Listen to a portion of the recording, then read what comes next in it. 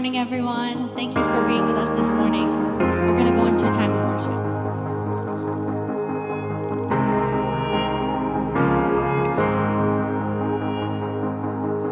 To know you and to make you known. This is the anthem of our souls. Send us out and we will go.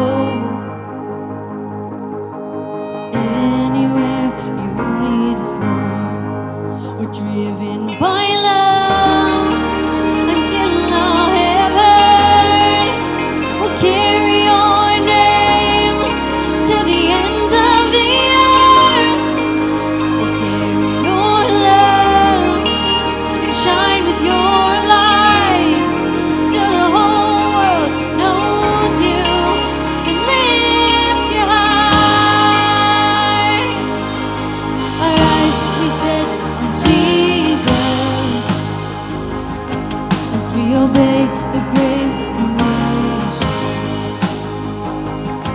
As the Father sent His only Son,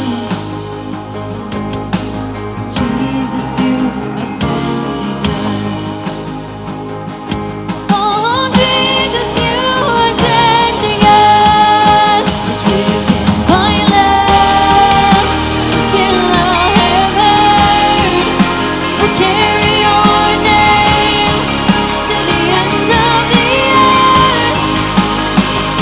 Your love will shine with your light till the whole earth knows you and lifts you high. We're driven by love until all heaven will carry your name to the ends of the earth. Your love will shine with your light till the whole world knows you and lifts you high.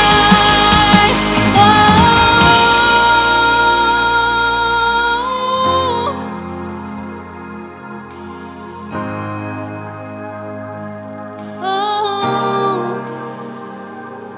to a broken world around us, let us be your heart, oh God. To the unreached and forgotten, let us be your healing arms. There's a task you laid before us, your voice we can't ignore. You said go into the nations as your final words. To a broken world around us, let us be your heart, oh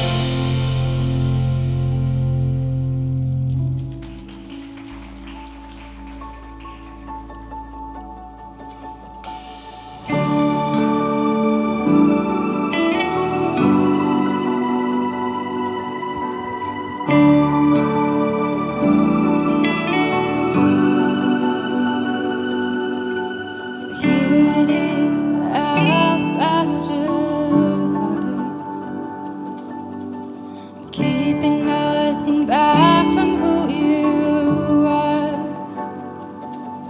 No hidden treasure veiled by key or lock. Your lifetime worth of worship, and it's only just the start. So here it is, my every waking day. The minutes, hours, the years of endless praise. For you're worthy far beyond all I could say. There's a lifetime worth of worship in the nuance of your names. So let it rise like incense, my whole life a fragrance, every ounce here broken at your feet. In every breath, an offering, my heart cries, these lungs sing over you, oh my worthy King of Kings.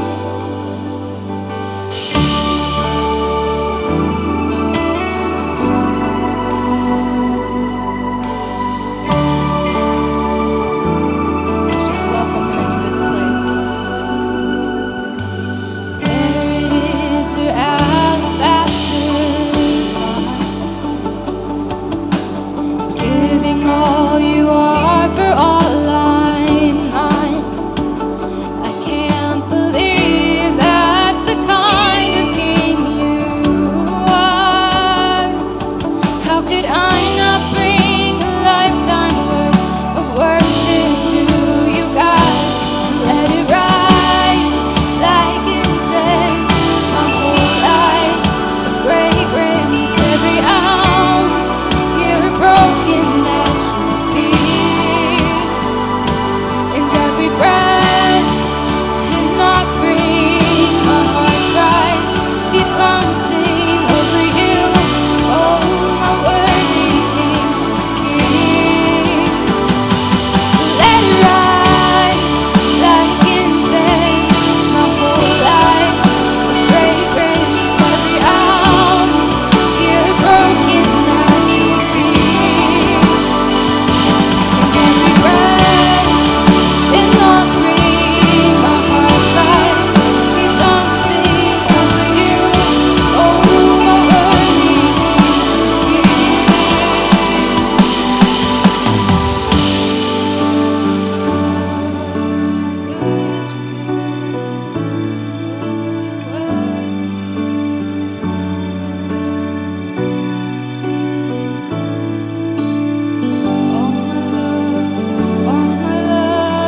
all my love, you can have it all. All my love, all my love, all my love, you can have it all. All my heart and all my soul and all I own, you can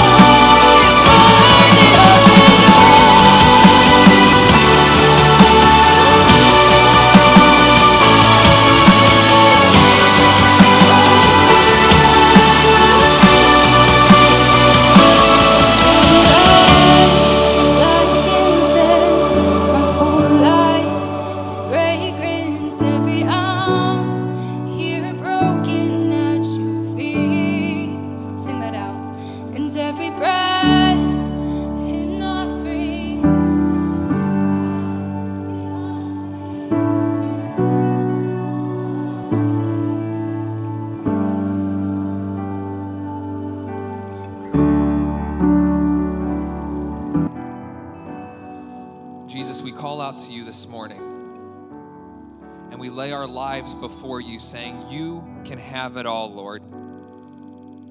We say something like that, we probably don't even fully understand what that means or what that would require of us.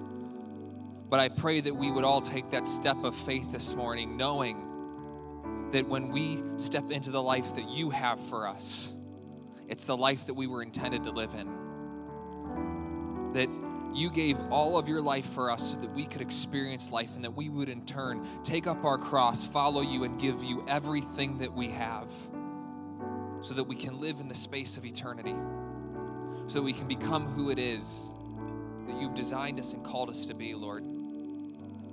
I pray, Jesus, this morning that we would grow in what it means to understand, to be driven by love, to be transformed by your love, to not just experience your love, but then to live it out as well so that others may experience, Lord.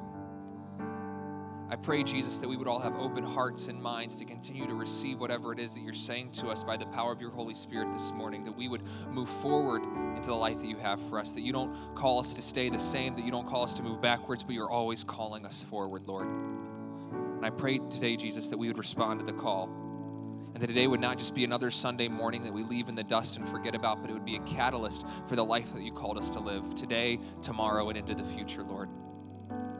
Thank you for this time we have with you. And I pray that we would experience the life that you've called us to live in, and that we would walk in that, and that we would become who it is that you've called us to be. In your name I pray. Amen. Amen. Hey, you can take a seat. Thanks for being here with us today. My name's Scott Lackey. I'm the lead pastor here. So if it's your first time here, thank you so much for joining us. If you're a part of our online family, thank you for joining online as well. So please subscribe to our YouTube channel. We would love to continue to get connected with you. But we got some new faces here. A lot of people, man, this is unbelievable. So the fact that you got out of bed this morning and said, I'm coming to New Story Church, it really does mean the world to us. We're in the last week of a series called Impossible. But before we jump into that series, I have a few announcements I want to share with you. I usually don't do announcements on the front end of things, but I figured, hey, we have a few good things to go over this morning. The first thing is this. This one is not a good thing. I announced this last week. We're going to spend a very little amount of time on it, just in case, because I keep getting text messages about this. My Instagram account has been hacked. It will never be my Instagram account ever again. Block it, report it. I'll be starting a new account this week. I did not make it big with Bitcoin, so don't click any links from that person, okay? That is hacked. That is done. That is over with, okay? We good on that? Awesome. Secondly, I can't even remember what my second announcement was, so we're going to move to the third one. The third one is this. We are in a season called Say Yes to God here at New Story Church. And in this season, what we're doing is we're saying we're going above and beyond with generosity and with saying yes to who God has called us to be. So one of the easy ways that we've asked you to say yes to God is that you would pray about inviting someone to New Story Church or to our Christmas Eve service, which is on Christmas Eve at 6 p.m. It's a family service. We're going to have candlelight. It's going to be a beautiful time, and we would love to have you there with us and to bring someone with you as we celebrate the birth of Jesus Christ. Also, in this Say Yes to God season, we've been doing a number of things. I'm going to have somebody else fill you in on that in just a moment. But it's been unbelievable to see the generosity of this church for Kenton Closet and Holmes Elementary and all these wonderful things. But also in this time, we are doing a bit of a fundraiser for the church where we're asking everyone to go above and beyond with their generosity. And we've been believing to raise $30,000 in this season. We're giving away 10% of what we bring in from that $30,000. 5 of it's going to go to 8 Days of Hope. You got to hear from Hannah Fletcher last week about 8 Days of Hope. Didn't she do a great job, everybody? That was super cool. And then we're going to give the other 5 to the Sheridan Park Life Center. You're going to hear more about them in just a moment. But just to let you all know, with our Say Yes to God season, that ends next Sunday. So next Sunday at midnight, it'll be wrapped up. We're believing to raise $30,000. We're currently at about $11,000, so you've been beyond generous. Thank you so much for that. As I said, we're giving 10% of that away. We do believe that some people intended to give to Say Yes to God, but they didn't mark on their check Say Yes to God, or they didn't on the website. There's a drop down where you can choose Say Yes to God. If that happened, let us know so that we can include it in the Say Yes to God fundraiser or giving campaign. But for those of you who've given, thank you for your generosity. And we've also had so many other ways you could give in this time. And you guys have been answering the call and saying yes to God. And we're so grateful for that. But to fill you in on what God has been doing and where we are going in this season, I wanted to invite up our outreach team leader, Rafi Tudela. And give him a warm New Story welcome. And he's going to share with you a little bit about all the things that God has been doing in this time. And so, are you ready, bro? All right, come on over here, get in the spotlight. Here's the microphone. Thank you. And I do remember Scott's second announcement. So for those of you who know in our New Story family or don't know, Joy, the main singer up here, and Aaron, our production lead, just got engaged. So give them a warm applause. So as Scott said, my name is Rafi. I am the outreach lead here at New Story Church, and I get the opportunity this morning to talk about some of the exciting programs and partnerships that we have been working on. So Friday night, we had an event with Kenmore, the community, the town center. They had the tree lighting service there, and we were able to hand out chocolate suckers and candy canes and hand out some invitations to our Christmas Eve service. And because of that, they invited us to participate in the Memorial Day Parade. So that's some great news. Mark it in your calendar. Hopefully we'll get a float going for anybody that's artistic and can help with that. That'd be great. But yeah, and then another one of our partners that we partner with is Kenton Closets. They provide clothes for families in need in our community. We do several volunteering events for that, and your donations of clothing or money help stock their shelves for that. So we're very grateful for that partnership and all your generosity there. Another one is 8 Days of Hope. I'm not going to go into too much detail because we highlighted them last week. But I will say that my family and I helped on that last summer in July. It was a blast. It's fun for all ages. We have, we do landscaping, painting. Anyone can do something there, and it's a great ministry. The next partner I'd like to highlight is Sheridan Parkside Life Center. It is a new partnership that we've come in contact with. It is a small building in the heart of the community, but when you walk in the door, it's more like a living room instead of a church. It's fantastic, and it provides a warm and safe place for people to gather, provides clothes for people in need. It provides washing machines, dryers, so people can come and do their laundry for free.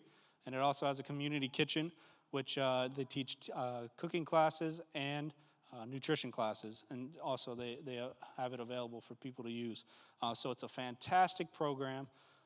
We are sponsoring them with our Say Yes to God Challenge, so we're giving 5% of what we raise to them because we believe in their ministry and we see that they're reaching the neglected, which is a strong mission for our heart.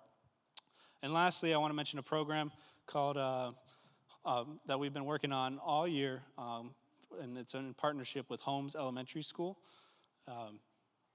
So at the beginning of the year, we wanted to really sponsor children for Christmas and give children an opportunity to really have a great Christmas. So I was thinking we'd sponsor 10 to 15 children, but because of you and your generosity and everyone around here, we're sponsoring 25 kids this Christmas. So please give a hand for all those sponsoring.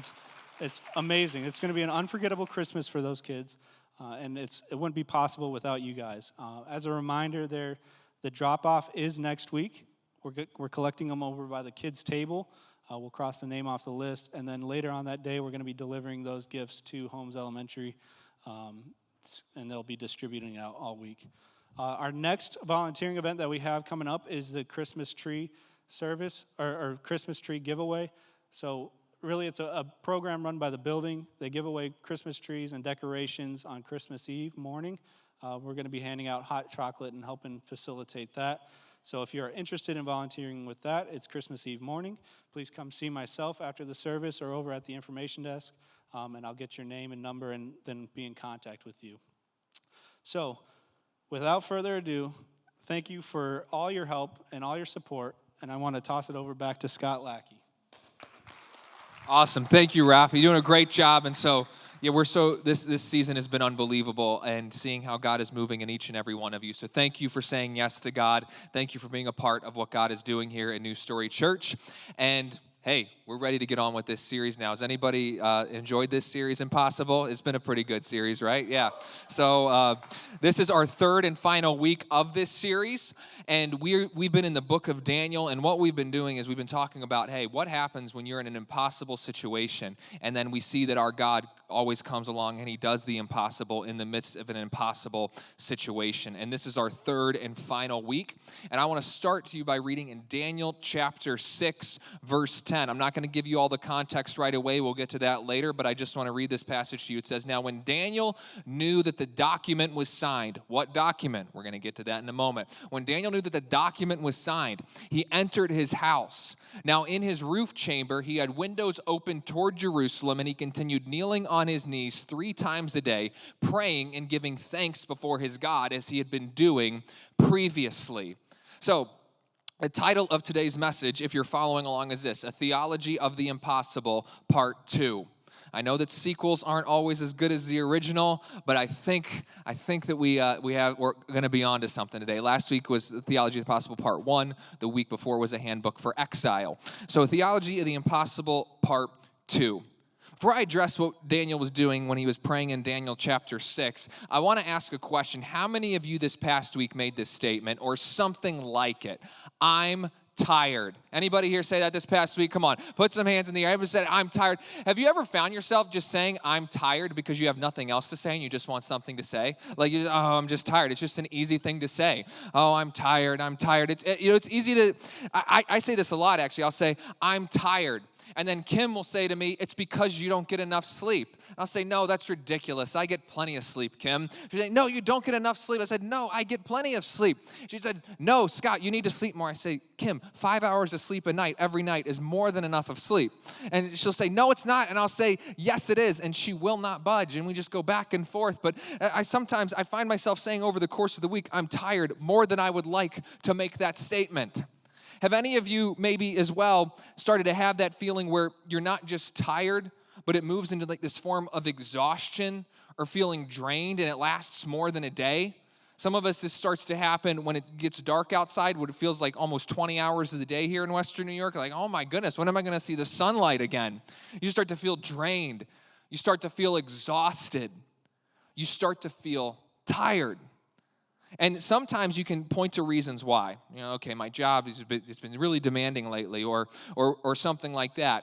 But sometimes we can't even point to, why do I feel tired right now? Why do I feel exhausted? Why do I feel drained right now?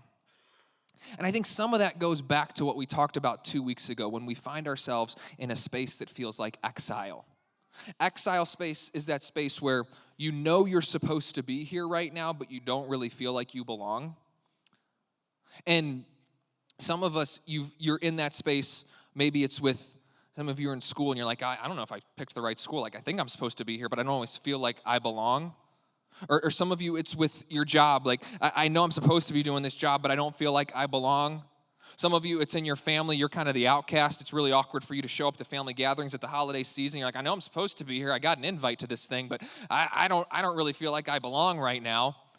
So some of us, it happens in different groups and settings. Like, I know some people who are Christ followers who follow Jesus, but they can't seem to find a church home, or they can't seem to feel like they fit in somewhere. And I know I'm supposed to be here because I'm following Jesus, but I don't feel like I belong. Like, this is a feeling that could happen not just in spaces outside of the church, but can happen within the church.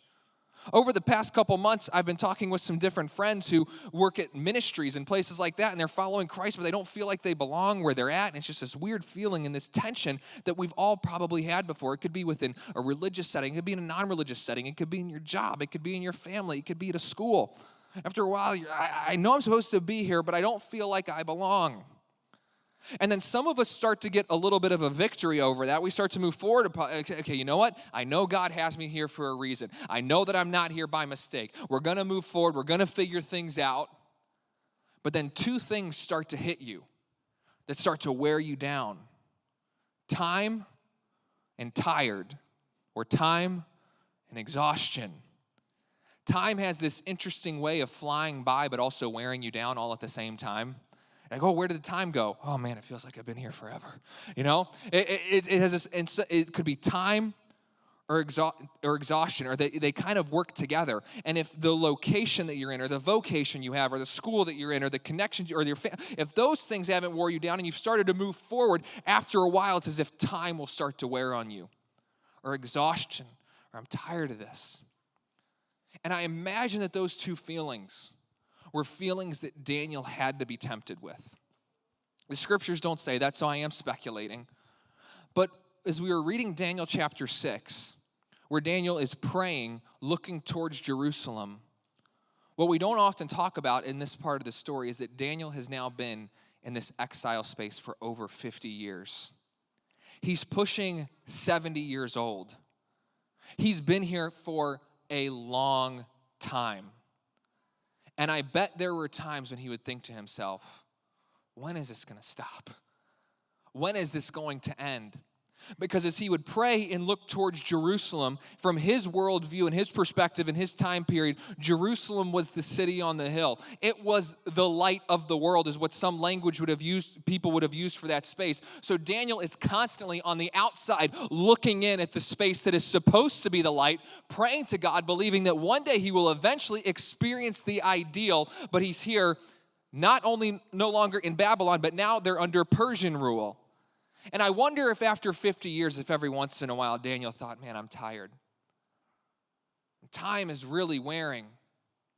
But what we begin to learn from Daniel and who he was and how he handled this experience was that he began to own the concept and the fact that maybe where he thinks he should be, or where the Israelites think they should be, is not necessarily where God wanted him in that time. And sometimes we have to trade in the idolatry of that's where I think I'm supposed to be, and recognize that the space that we are in is exactly where God wants us. And when time and exhaustion start to fight against us, I believe that there's a supernatural strength that's available to us in regards to knowing God and experiencing his power, and he will allow us to see that he has us in this exile space, not by accident. And there's a strength that can come from him that we can experience, and we can see an impossible God show up in an impossible situation. And so I want us to look at the life of Daniel today, specifically in this season of his life in Daniel chapter 6. As he is aging, as he has been here for over 50 years, and see how can we move forward when exhaustion and time seem like they're fighting against us? How can we become the people that God has desired us to be, and see an impossible God do the impossible in this circumstance? And he's like, is this ever going to end? So the first thing I want to talk to you about from the life of Daniel is an impossible response. I was initially going to call this point impossible people, and I was like, we can redeem that phrase because I know it has some negative connotations. But then I went to Google and typed in impossible people. There are Christian books on dealing with impossible people. There are Oprah Winfrey interviews on dealing with impossible people. There was a dating website that said 6 things that an impossible person says while dating them. I was like, this is just really harsh. I'm not going to go into this. There's no redeeming this phrase. It's over. It's bad. So what else do we see? Well, from what Daniel, he doesn't just become an impossible person who does the impossible, but he has an impossible response, an unbelievable response, one that should be challenging for each and every one of us. Before we see Daniel in this circumstance where he has to pray, and we'll get there in just a moment, look at what the author of Daniel chapter 6 says about who Daniel is. Look at this in Daniel chapter 6. Then this Daniel began distinguishing himself among the commissioners and satraps because he possessed an extraordinary spirit.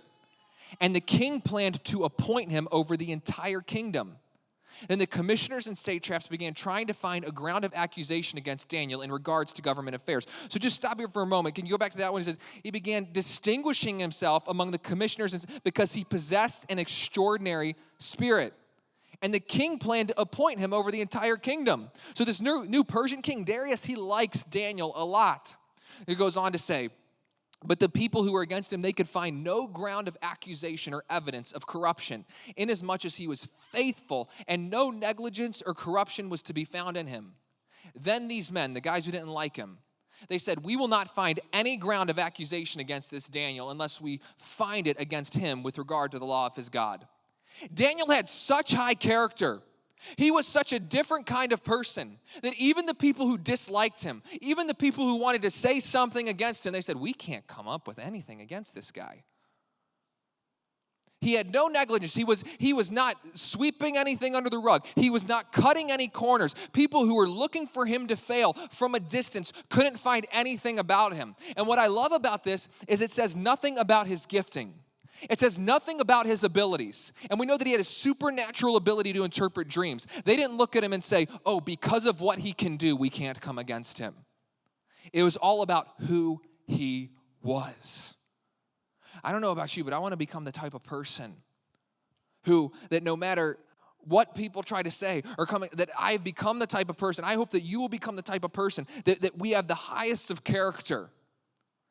Daniel was becoming someone that not even his enemies could say, we have nothing against this guy. So for each point today, I have an application or a reflection question for us to ask ourselves. And the first question for this point is this: who am I becoming? Who am I becoming? This is a question you should ask on a daily or a weekly basis. Ask it to yourself, ask your closest friends, ask your spouse, ask your story group. Hey, who do you see me becoming?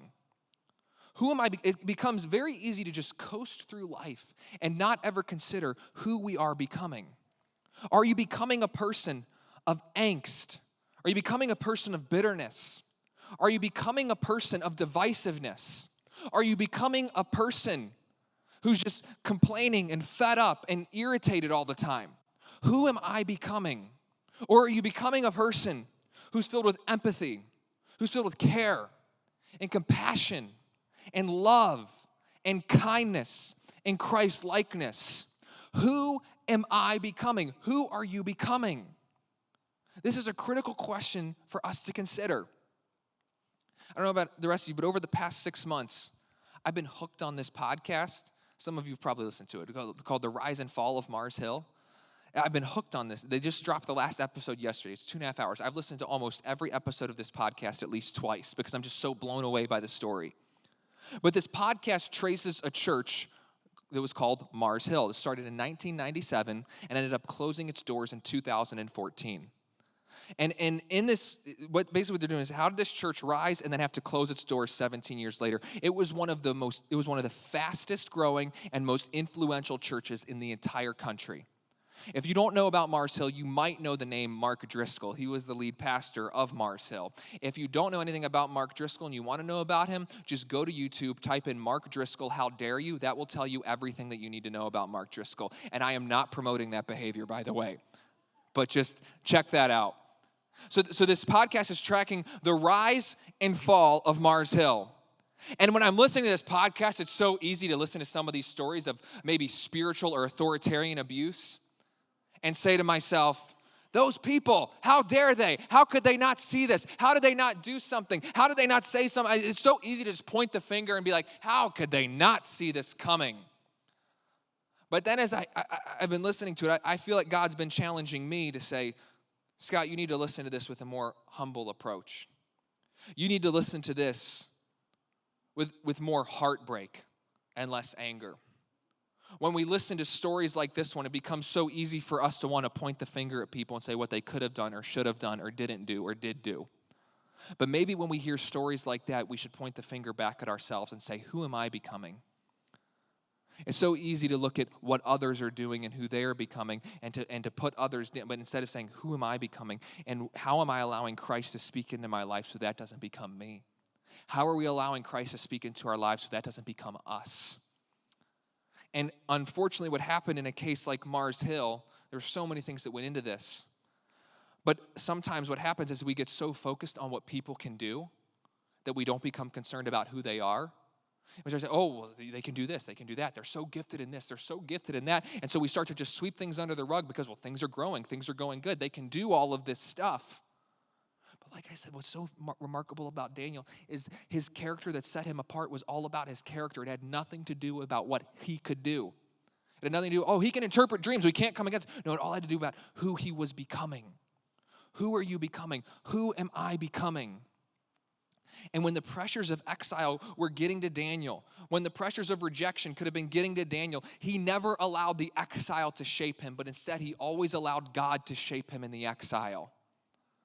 And as you find yourself in this exile space and time and exhaustion seem to be working against you, it's going to be tempting to just say, I'm going to compare myself to other people and put others down and build myself up instead of worrying about me.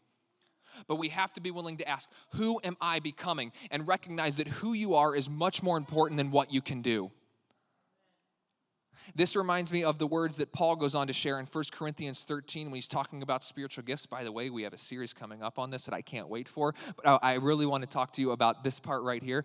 Paul says this. He says, if I speak with the tongues of men and angels but do not have love, I have become a noisy gong or a clanging cymbal.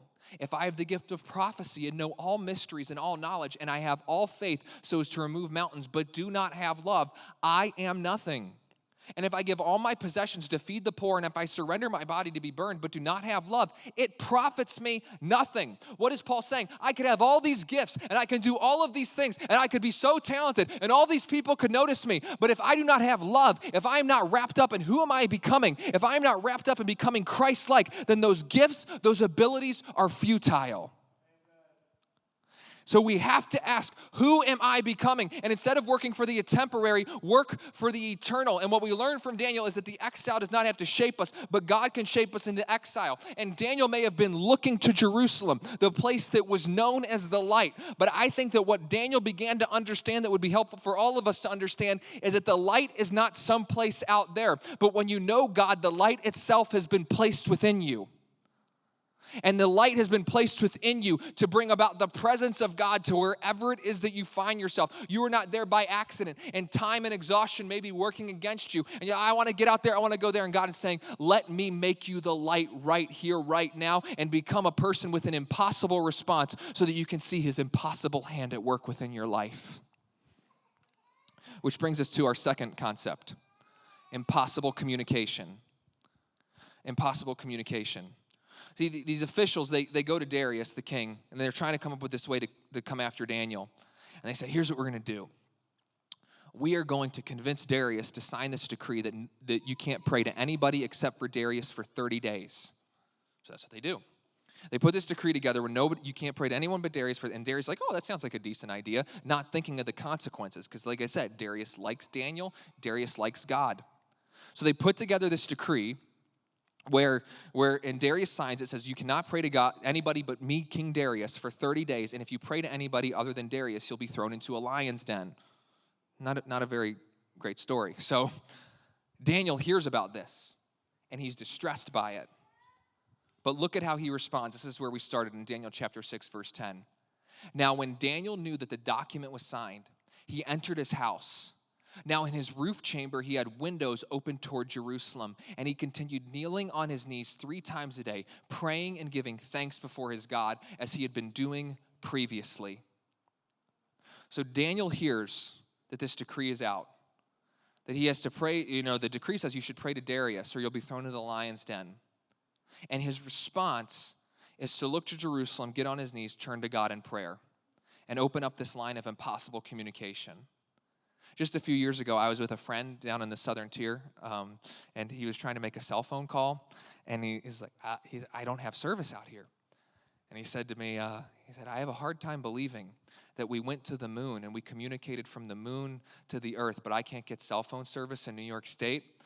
Now, I'm not going to get into whether we went to the moon or not, because I know that's as controversial as vaccines and masks. But anyways, the point I'm trying to make is, we as humans struggle with communication. Even communication that's in close proximity, we still miscommunicate with one another. And then we still have limits to our distant communication as well, where areas we don't have service. And so I think sometimes we almost associate that with God. That, can God really hear me right now? Does God really care about what's going on right now? Does God really want to get involved with this? But we have to remember that there is this impossible line that is of communication that has been opened up between created being and creator, that we can communicate with him and he hears us, and that he will respond to us and speak to us. That while we may not be able to understand how that works, he has made it possible. He draws close. And what I love about Daniel is that when the pressures of exile were coming around him, he knew that turning to God was not his only option, but it was his best option. And so he turns to God in prayer. And this brings us to our next reflection question. Who or what am I turning to? when the pressures of the world, when the pressures of exile, when time and exhaustion are coming at you, and then it seems like other forces are working against you, who or what are you turning to? It's so easy to say, you know what, I'm just going to disconnect and I'm just going to binge watch some Netflix right now. And sometimes that's an appropriate thing to do. You just got to disconnect a little bit. But is that all that you're turning to? Who or what am I turning to? Daniel didn't turn to himself. Daniel didn't turn to his gifts or abilities.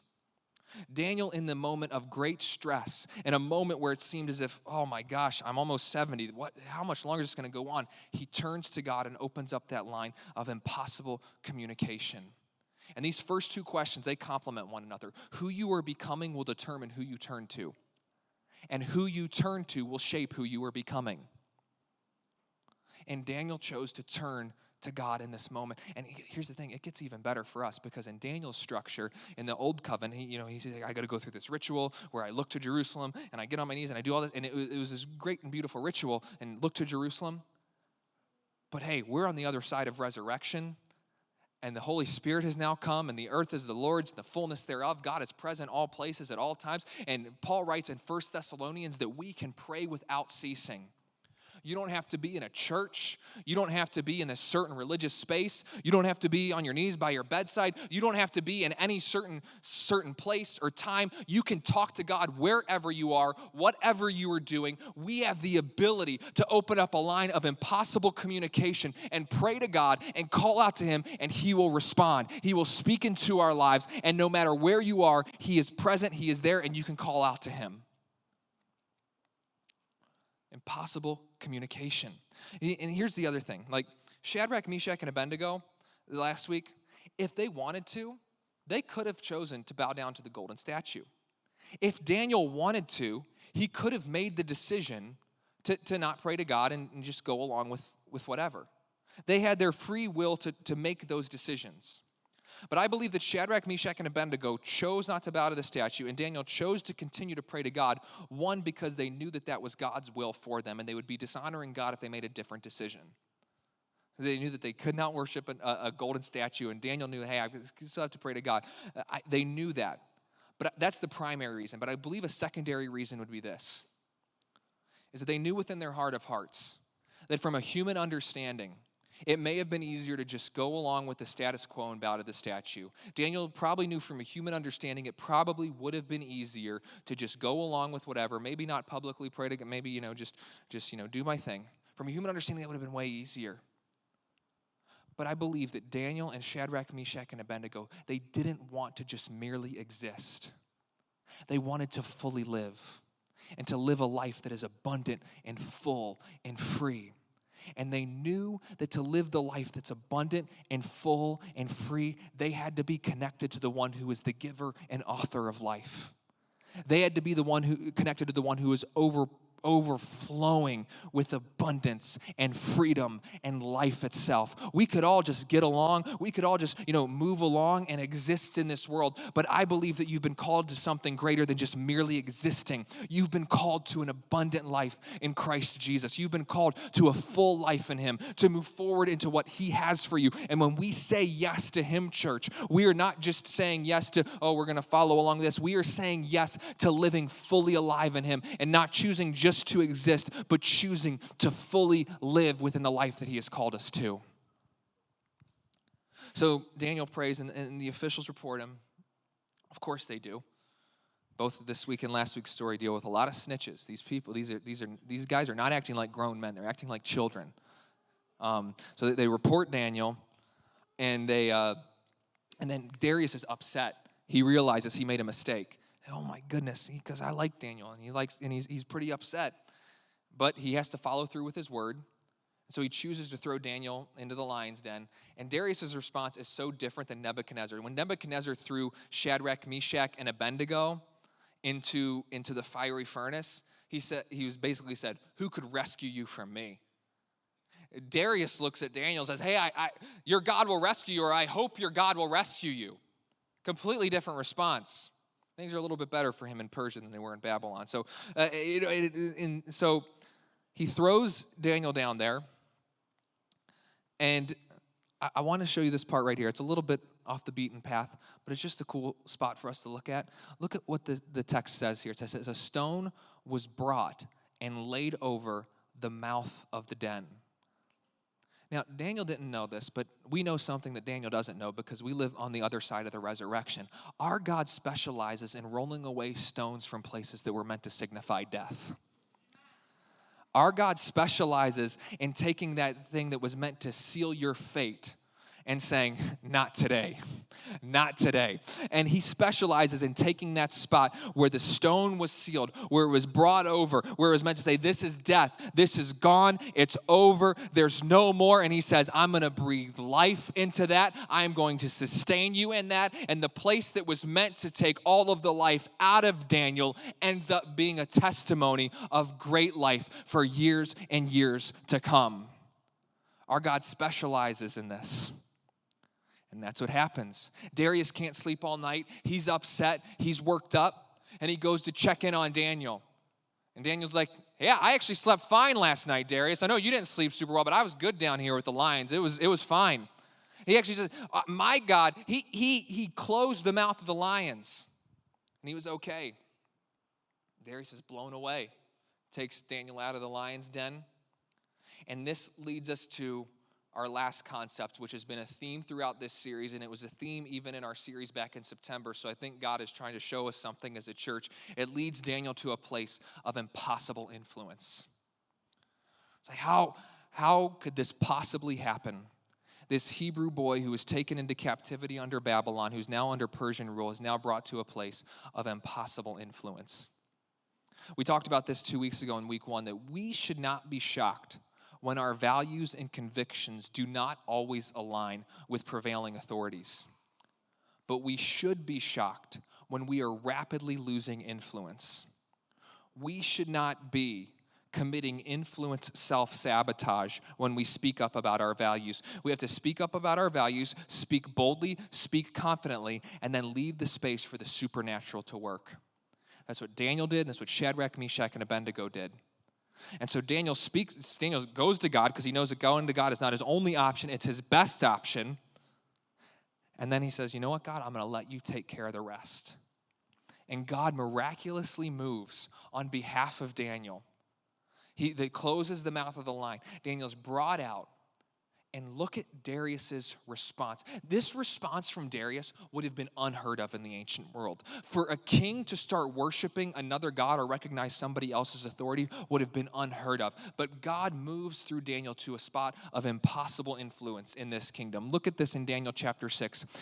Darius said, make a decree that in all the dominion of my kingdom, men are to fear and tremble before the God of Daniel. For he is the living God and enduring forever, and his kingdom is one which will not be destroyed. For Darius to recognize that about the God of the universe, say he's the kingdom of all, this is miraculous. This is impossible influence. And he said, and his dominion will be forever. He delivers and rescues and performs signs and wonders in heaven and on earth. Who has also delivered Daniel from the power of the lions? So that Daniel enjoyed success in the reign of Darius and in the reign of Cyrus the Persian. Daniel is elevated to a place of impossible influence because he trusts his impossible God to do something in an impossible circumstance. Which brings us to our last reflection question. And this is a question I ask a lot at New Story Church, but it's something that we have to continually consider. What story is my life telling? What story is your life telling? When your kids, when your spouse, when your closest friends and family members and your coworkers are looking at your life and reading the story of your life, what story is your life telling? Daniel's story, his life story, it's telling a story of faithfulness to God and a God who is faithful. Of a man who places faith in God to do the impossible, and then God did the impossible on his behalf. What story is your life telling, and who you are becoming and who you are turning to? What story? Because every single person's life is telling a story. Every single person's life is telling a story. And Daniel's life story was telling a story of a God who is faithful and somebody who faithfully trusted in God. What story is your life telling? I was preparing for this message. I recently watched this Netflix movie with Kim that was based on a play called Tick, Tick, Boom with Andrew Garfield. Maybe some of you watched it. I thought this was pretty decent music. I don't like musicals all that often, but this one wasn't too bad. And one of the songs, Louder Than Words, I was captivated by this line in the song. It said this: "Why should we blaze a trail when the well-worn path seems so inviting?" Why should we bother blazing a trail when the well-worn path seems so inviting? The status quo, it seems inviting. What everybody else is doing, it just seems inviting. Just complying and moving along, that seems inviting. That seems like the easy way. That seems like the direction to go in. But I love guys like Daniel and Shadrach, Meshach, and Abednego who said, we will not go along the well-worn path, but we will instead choose the path that God has for us, no matter the consequences, because we know that our God is the God who will show up. We know that our God is the God who will bring life to circumstances where death seemed as if it was going to prevail. And church, I'm believing that as New Story Church, as we continue on in our Say Yes to God season and even seasons above and beyond and outside of that, that we would become the church that says we will not take the well-worn path. We will not take the status quo. We will not just do what everyone else is doing, but we will blaze a trail and we will take steps of faith into places that we never even thought that we could go to before, because our God is the God of the impossible, and he will move us forward into an impossible space even when we didn't even think we could go to a spot like that. That when we say the light is not out there, but the light has been placed within us, and we are going to become the light, and we are going to blaze a trail. We will not go the well-worn. I'm not doing that. We are going to follow after Shadrach, Meshach, Abednego. We're going to follow after people like Daniel. We're going to, above all else, follow Jesus, who knew that in his death, life would come about, who knew that in the way of life that in giving his life, resurrection would happen. It would have been easier to just get along. It would have been easier for him to just come out and bring a military victory, but he didn't want to just bring salvation to one group of people. He wanted to bring salvation to all of humanity. So he said, I will not just get by, but I will blaze a trail and create a way for everyone. And that's who I see us becoming, church. Did you know that in Proverbs 29, it says, when the righteous increase, the people rejoice. And 2 Corinthians 5 says that in Christ, we are the righteousness of God. Not self-righteousness. That's the wrong kind of righteousness. But in Christ, we are the righteousness of God, which means that when we grow in the way of Jesus and we grow in the influence that he has called us to, that should bring rejoicing to our communities, because when the righteous increase, the people rejoice. So that when we increase in the righteousness of Christ, that reflects empathy, that reflects understanding, that reflects love, that reflects the very nature of who Christ is, of self-control and compassion, that people will begin to rejoice, that we are here to bring rejoicing to our communities. We are here to bring rejoicing to our city. We are here to bring rejoicing to wherever it is that we find ourselves. And we will not give in to the exile identity that's trying to drain us and exhaust us, but instead we are going to sign up and say we are going to let God shape who we are, and we are going to become the people who bring rejoicing to wherever it is that God has placed us. But for this to happen, we're going to have an impossible response. Ask, who am I becoming?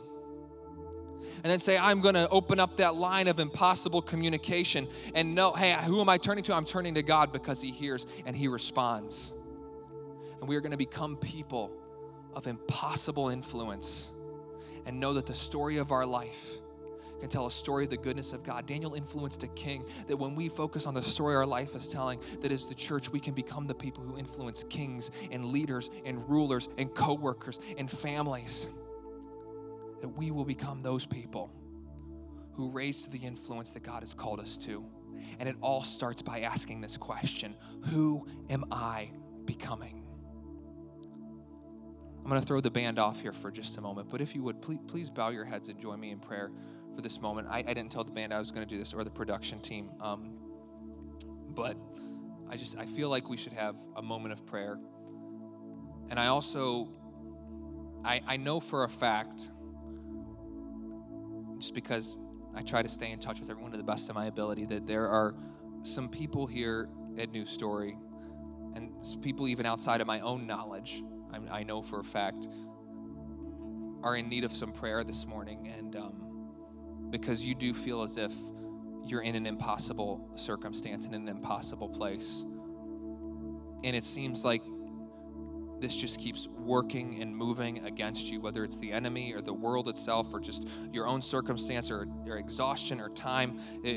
and we know this is happening, and we know this is happening to a number of people, and don't worry, I'm not up here to broadcast people's information, but we need to have a moment of prayer right now. And if there's anybody here who would be willing to pray for people, would you just come forward right now? And I know that sometimes this can be a little bit awkward because you stand up here and nobody comes forward. And I'm going to plead with some of you today. I know that you're in need of prayer, and I'm going to plead with you that you would, I know it might seem awkward coming up from your seat and all that, but that you would come forward for prayer this morning, because we have a line of impossible communication with our God, and we know that we need to come together as His church and pray together for one another. So some of you, I know I don't need to force anyone's hand. Some of you just need to pray in your seat at this moment. And this was not planned, and I'll talk to the worship team about that later. But I'm going to open us in prayer, and then I'm going to ask that some of you would please come forward this morning, because we need to come before our God in prayer, knowing that He hears us. So Jesus, we thank you. We thank you that we can come to you, that we can pray without ceasing. And in a moment like this, where it feels as if everything is closing in around us and the exile is winning today, I pray, Lord, that you would move in a special way, that you would hear us and respond, that you would bring healing, that you would bring hope, that you would bring comfort, that you would bring peace, and that we would experience that in you today, Lord. In a few moments, the worship team will close us out. But just take this moment, and if you're in here and you have kids and Story Kids and you might need to go get them or something, there's no judgment for that. Or if you had other plans, because this might go a little bit longer than normal. But if you can, I would ask that you please stay and that you take this moment with Jesus to talk to Him. Place your faith in Him. Become who it is that He's called you to be. And be willing to come forward and receive some prayer this morning. Thank you, Jesus.